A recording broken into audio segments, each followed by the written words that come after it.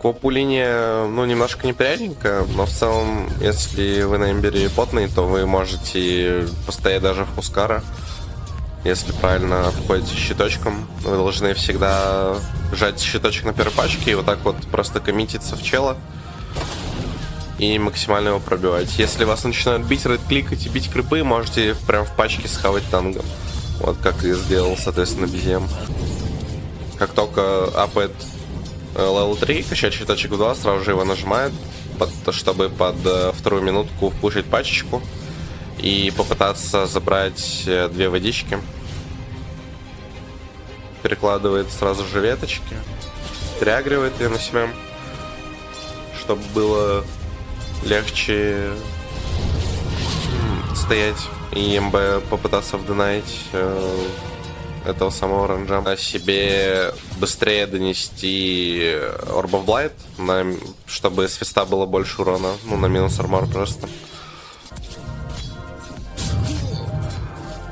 На базу, скорее всего, не пойдет, потому что это просто впадло делать. Потому что он хочет прожать левел 6 и просто с левелом 6 забузить ресы. Здесь я бы, конечно, на его месте как будто побежал бы Дизраптор, потому что очевидно было то, что Копа выблинкается, а вот Дизраптор бы никуда не ушел. Поэтому я бы на его месте просто Дизраптора бы развернулся. Но его здесь в целом и так доберут, так что максимально агрессирует, потому что понимает то, что у Копы пока что ресурсов нету. Сап, который был только что в миду в таверне.